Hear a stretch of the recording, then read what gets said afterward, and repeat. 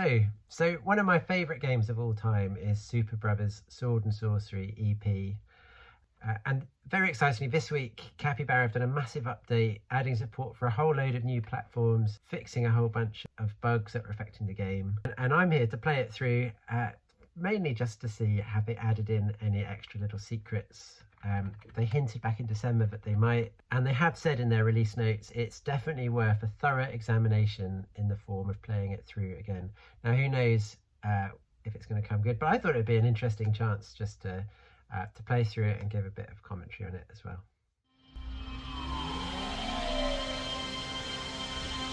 You'll love that startup chime.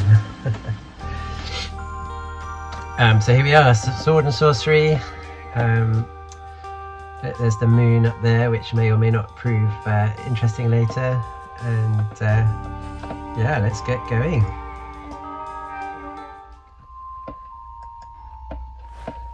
I remember the first time I played this, spending ages wondering what you're meant to do here. Tapping on all these, what are these weird sounds, but... Sword and Sorcery.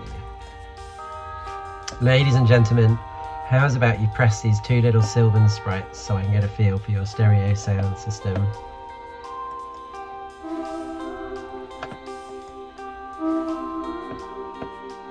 Since it's really us getting a feel for their stereo sound system, but there you go. Since our prior experiment in 2011, social networks have proven to be catastrophic for society. This time we encourage isolation and regretful reflection.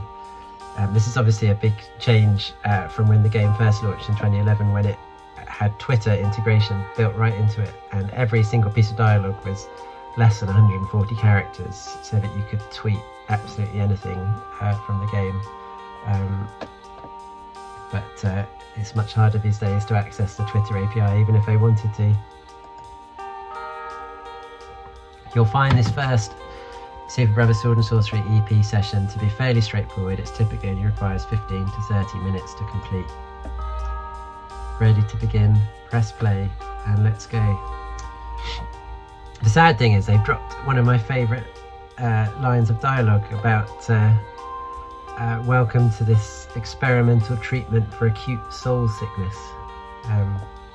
But there you go, all in the name of progress.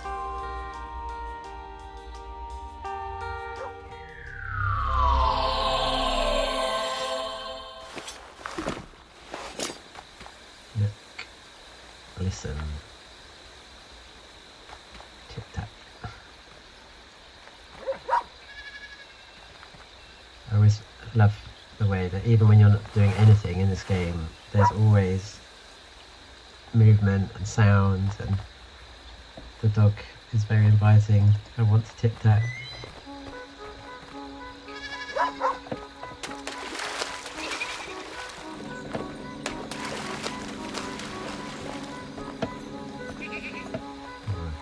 Over here.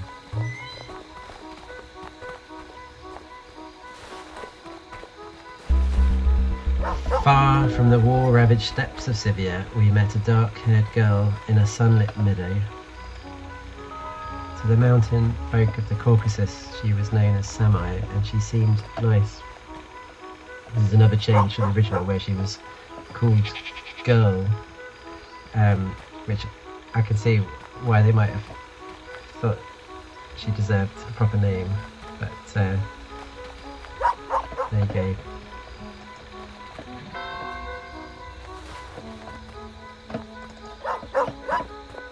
What's this over here? In the meadow there was an immovable iron gate blocking a cavernous cave. Something else I've always noticed about the dialogue is, well, not always noticed, recently noticed about the dialogue is how it's very clever in teaching you the different names of the place. So everything is often narrated like in the meadow, at a perilous precipice, things like that. So you kind of you very quickly kind of learn the names that they have for these different places, which is really helpful later on for giving you a sort of sense of orientation. But an immovable iron gate. spied a thingamajig above the iron gate. Doesn't look like we're going to be able to get through there anytime soon. So let's follow their little arrows. And they're even at interactions. And even just walking around is fun in Sword and Sworcery.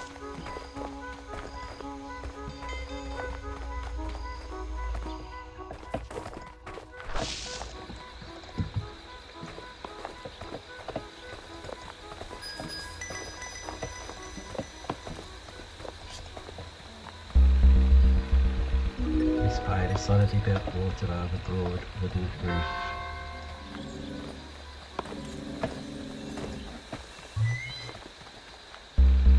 Home is where the hearth is.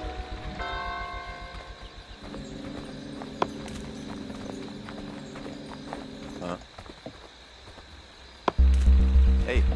The wood-chopping woodsman chopped wood. To the mountain folk of the Caucasus, he was known as Logfella, and he seemed cool. So I think calling Samai girl makes more sense in the context of the fact that everyone else is just called fella and things like that, but there you go. Logfella knew all about our woeful errands, and he agreed to lead us up the old road. Still, we definitely got the feeling that he wasn't super jazzed about this.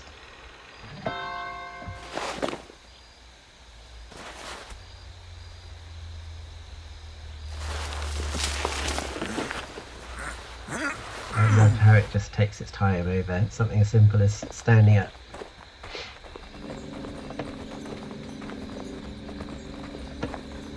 Looks like we better follow.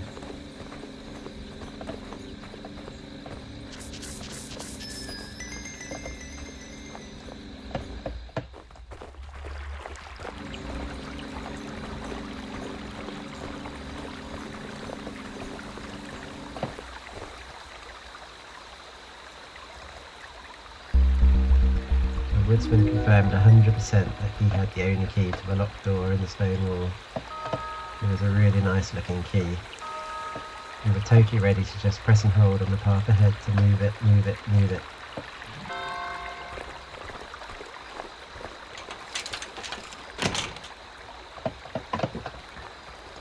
Hey.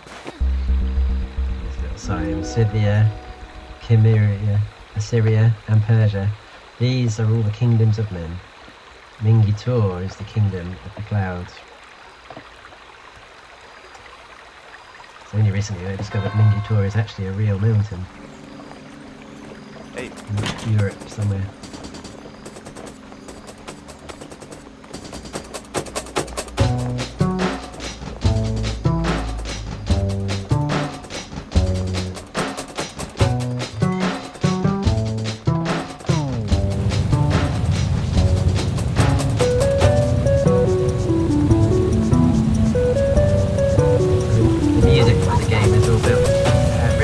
Guthrie, and it's really very distinctive and memorable. What's this?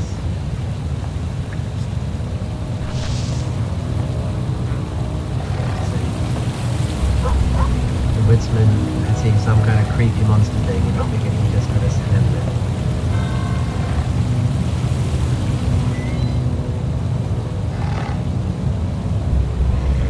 By the side of the old road there was a stone carved with a pair of glyphs in the shape of a sword and a shield, just in case we were wondering what we were going to have to do.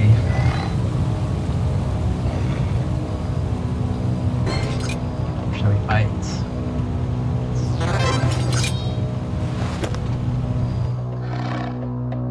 So I've got a shield and a sword. Shazam!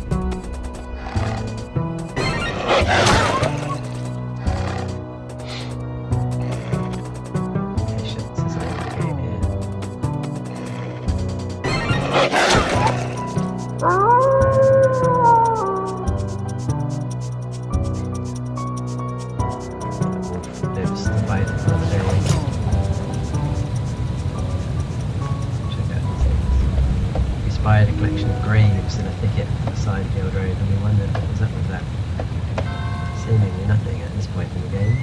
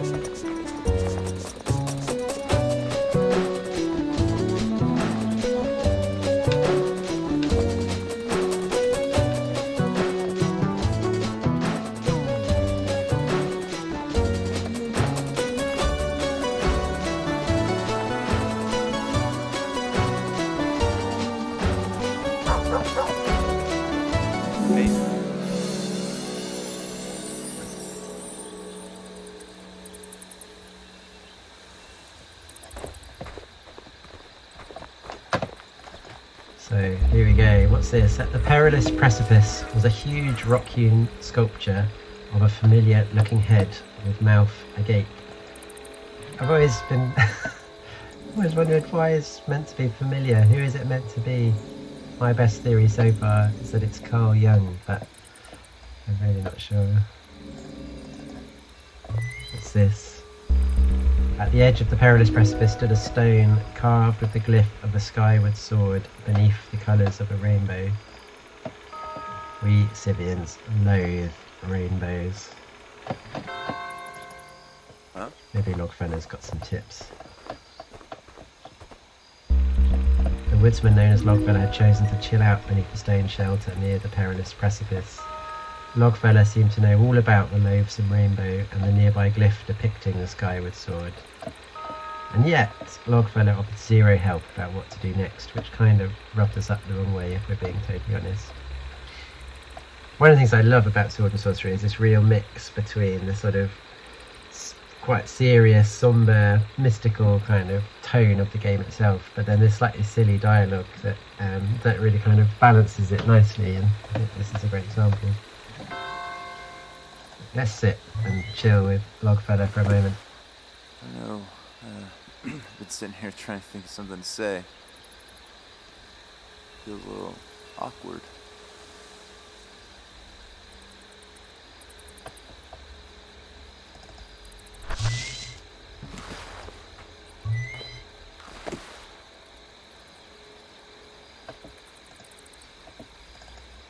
What's up?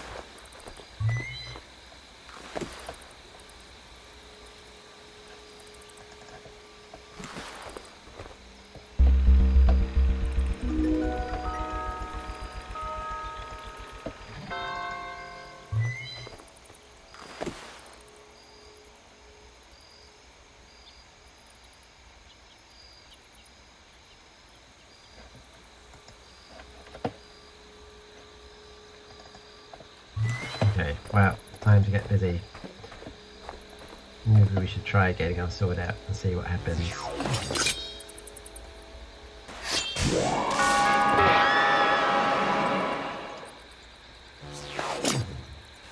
Wow, look at that.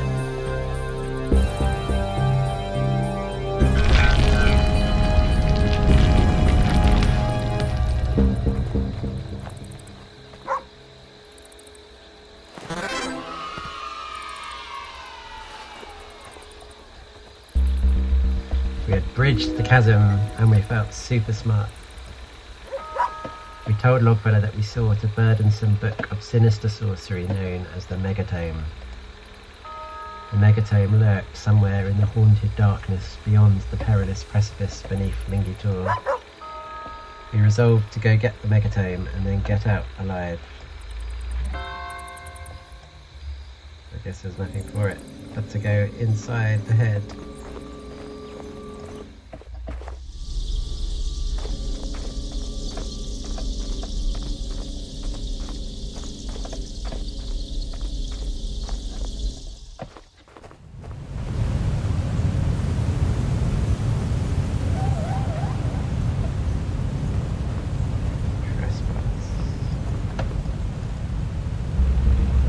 Astride a rickety bridge stood a grim pole creepily adorned with an antlered skull.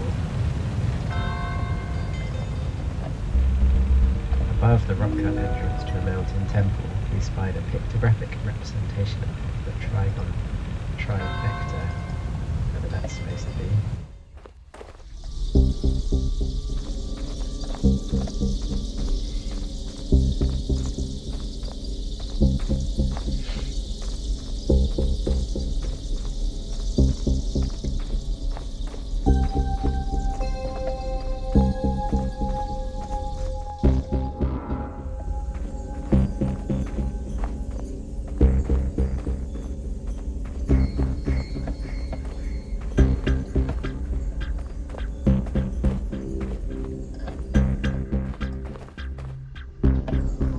Atmosphere in this place. Very creepy.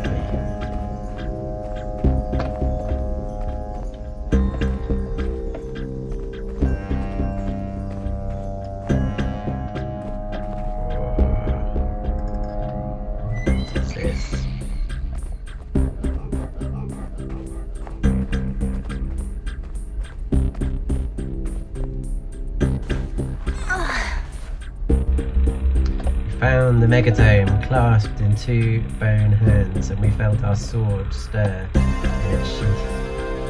I guess we're going to have to cut it down soon.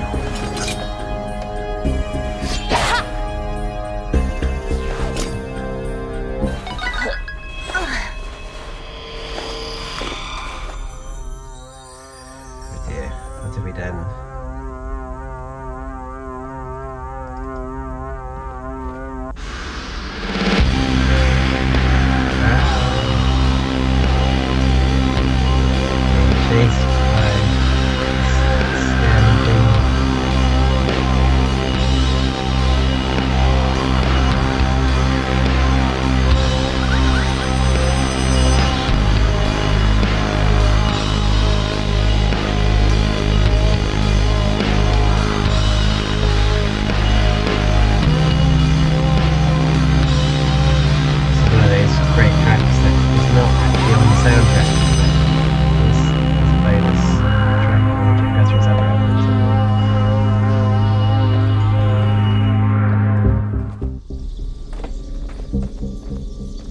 Here we go. Let's escape.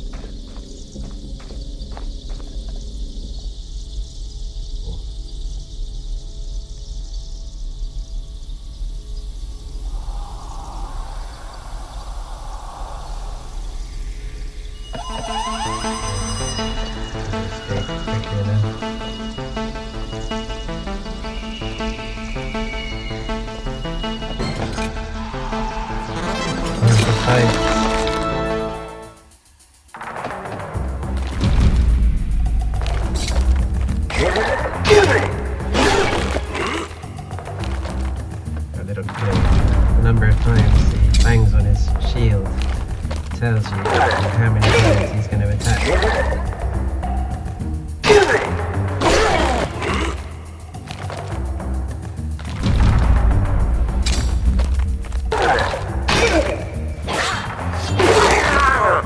Very simple.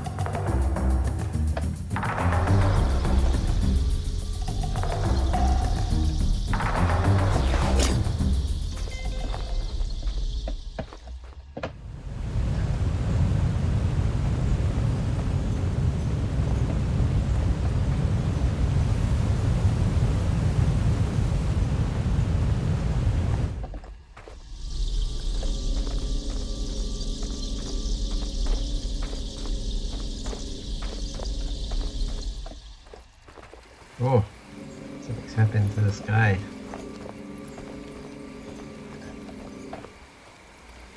Hey.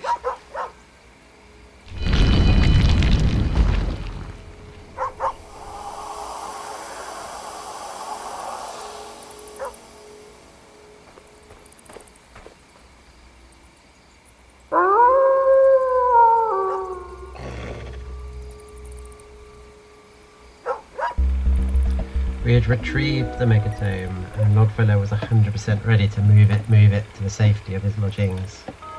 We sensed a gathering thunderstorm, and yet a little song began in our heart. This song that's playing, The Prettiest Weed, is definitely the thing that grabbed my attention the most when I first played this game through, and particularly the way it kind of responds to your movement.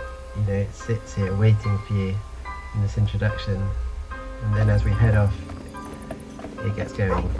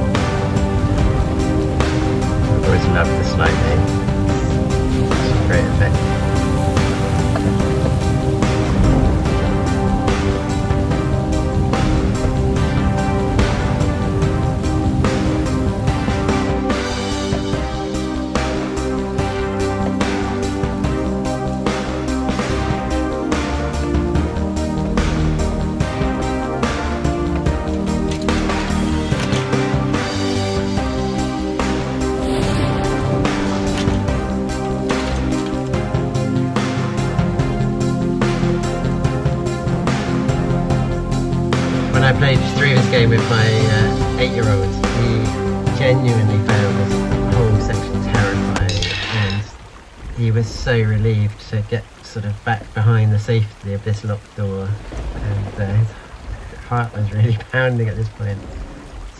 It's really interesting to watch. But yeah, something, I love the atmosphere and the mood of this game so much.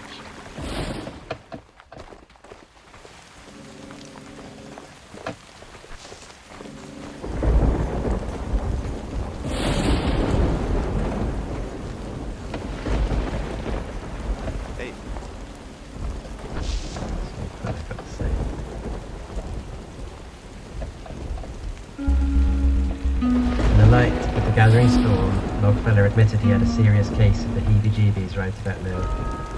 Was Logfellow intentionally freaking us out? In any case, it was probably totally safe to just take shelter for a bit.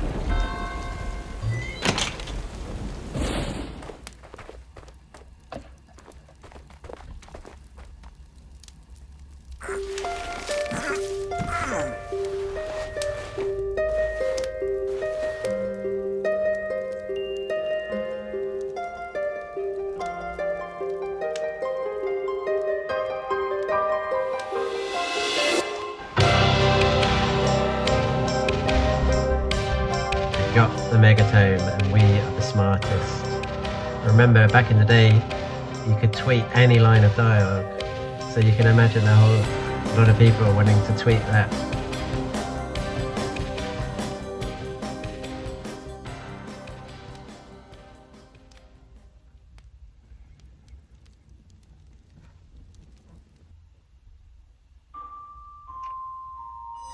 So, you've awoken the deathless spectre who slumbered in the darkness beneath Mingy Tor.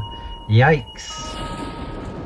Consequently, a sinister thunderstorm looms, and the lovely people who live in the stone hut are a little heartbroken. The upshot is that you got the burdensome book known as the Megatome. In our next session, we'll discuss its strange purpose. Our research shows that prolonged exposure to the mythopoetic psychocosmology of Superbrothers Sword and Sorcery EP can have adverse side effects. Now that you've completed session 1, how's about we take a little break? I'll be right here when you're ready for session 2. And that the curtains close. That particular moment really grabbed me when I first played this. It's so unusual for a game to kind of, instead of trying to keep you as addicted and engaged as possible, you know, just to close the curtains and say, you've played enough, go away, get some rest, come back the next day.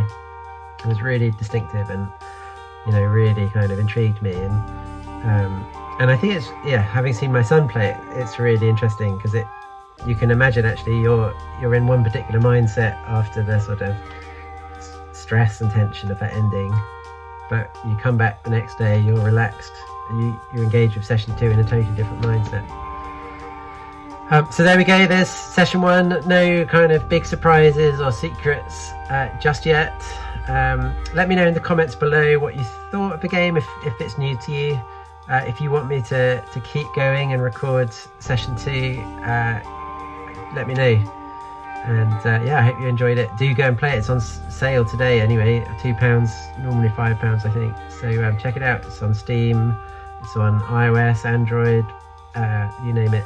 I think it's there these days, so I'm going to leave it there. But if you liked this, definitely check out my tribute video or this really interesting augmented reality game that they ran for 10 years.